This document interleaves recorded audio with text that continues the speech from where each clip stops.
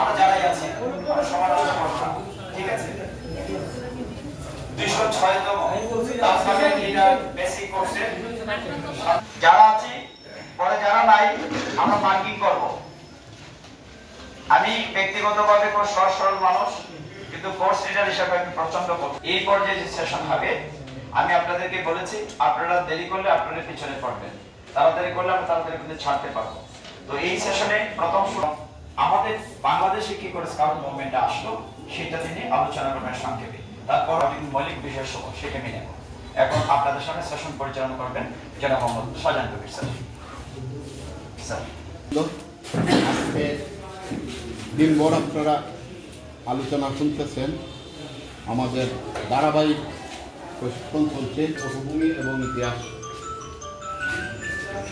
Scout আন্দোলনের পটভূমি ও ইতিহাস। আমরা জানি Lord Baden Powell of Gilwell, ওনার নামটা একটু দীর্ঘ, বেডেন পাওয়েল অফ গিলওয়েল। আপনারা লেখার দরকার নাই, আপনাদেরকে বই দেওয়া হবে, বইয়ে বিস্তারিত ইতিহাস পাবেন, শুধু একটু মনে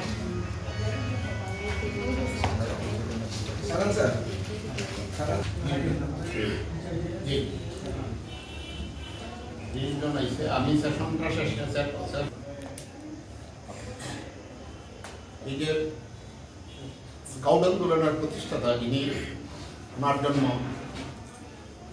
1941 সালের 8 জানুয়ারি জন্মগ্রহণ করেন। ওনাকে সংক্ষেপে বলা হয় বেডেন পাওয়েল, আরো সংক্ষেপে বিপি।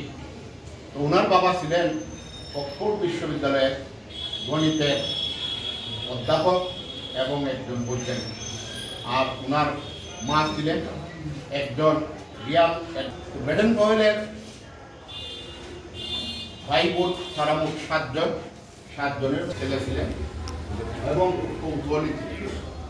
ওনাকে যে স্কুলটাতে ভর্তি করা হয় বনে, এই স্কুলটার নাম হল চার্টার হাউস স্কুল। এই চার্টার হাউস স্কুলটা একটা সময়ে পরিবেশ এবং অবস্থানগত কারণে তৈরি করা হয়।